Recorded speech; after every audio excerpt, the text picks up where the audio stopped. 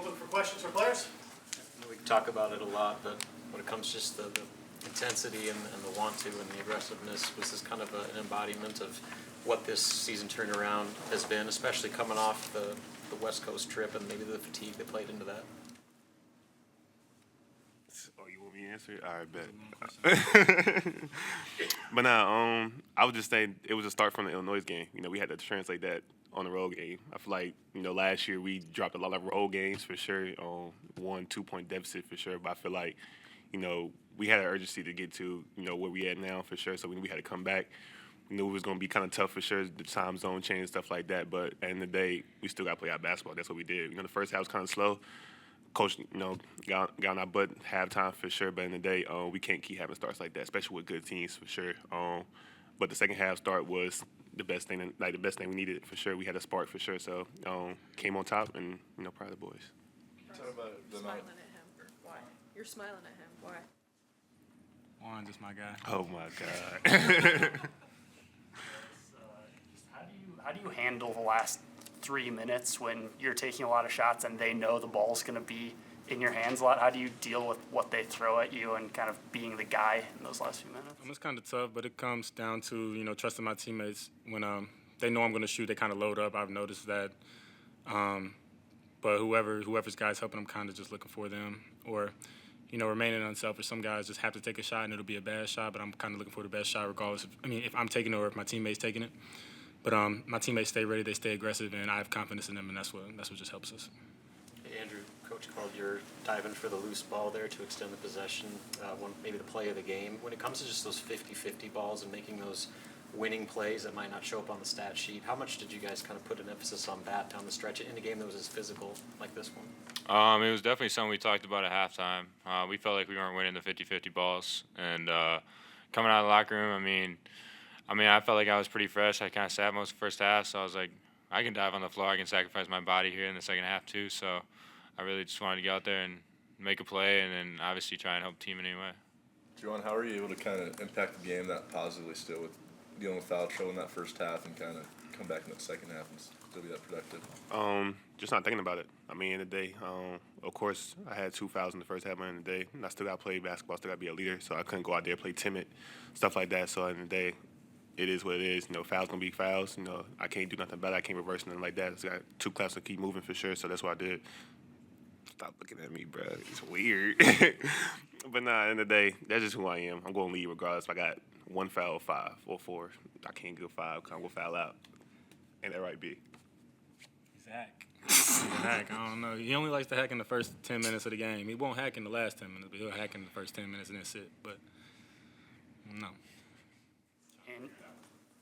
Andrew, when Ohio State's making threes the way they were, just how important is it? How much pride do you take in winning on the glass and being the more physical team? Obviously it was a big emphasis that we had as well. We knew that we boxed out and we played defense. We knew they were going to hit tough shots, but we knew they were going to miss some shots as well, and we needed to box out on almost all those shots to get the rebound and secure the possession because they're a really good offensive team. So obviously it was a big emphasis on cleaning the glass, and I thought we did a pretty good job. Bryce, Fred mentioned Berke might be out a little bit with the sprain, but how big was he tonight with his 15 points and just the stuff he did for you guys? Yeah, BK and his ability to space the floor, and also his ability to rebound. Every game, whether he gets double-digit rebounds or not, he's been all over the glass, and he's physical. And you know it's hard in this league when you're going against big, athletic, strong guys every night. But BK's toughness, and like I said, his ability to stretch the floor really helps us and takes us to a different element. If he does this time, how do you guys kind of rally to just replace everything that he brings to the table? Next man up mentality, but we all have to just still band together. We didn't get this far doing it our own way or putting it all on one person's back. It's all of us together. Braxton's gonna have to step up. Anybody else who their number is called, they're gonna have to step up and play and be physical and buy into our system and do what we do, and that's gonna be defend for 40 minutes, get the 50-50 balls, and let our defense lead the offense. So. Perhaps the past 2 games, you guys have gone into halftime and had to make a lot of adjustments, trailing at that point in the game. How important of a trait is that for you guys to recognize where things need to be fixed and come out of the second half and like you did against Washington, like you did today, and be able to punch back right away? It's not going to be easy all the time when you go into the halftime and you're down and you have to make adjustments because usually you didn't start off good. Usually you didn't shut their guys off. But it's good that we can, change up on the fly and learn. We use the first sometimes we use the first half to kind of learn. And then the second half we lock in. But it would be better if we just come out already locked in to our matchup, to our game plan and everything like that.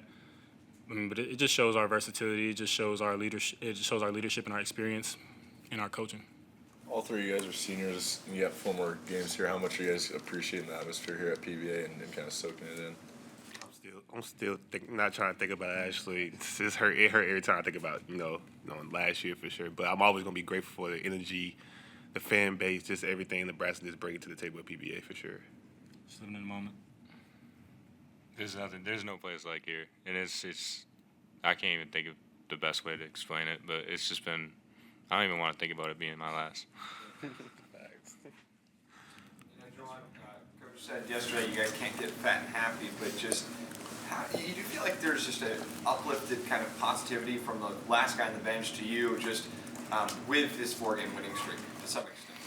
Just having fun. That's just what it is. I mean, we're not looking 2 games ahead. We're not looking at games far apart from like playing right now. But in the day, we take every day at a time. We take every practice, head on. We take every game in front of us, the present moment at the time. We take that head on. But in the day, we just having fun. That's in the day.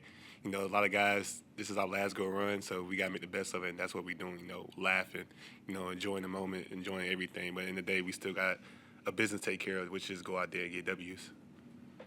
Anything else, players? Yep. Who's winning the Super Bowl? Eagles.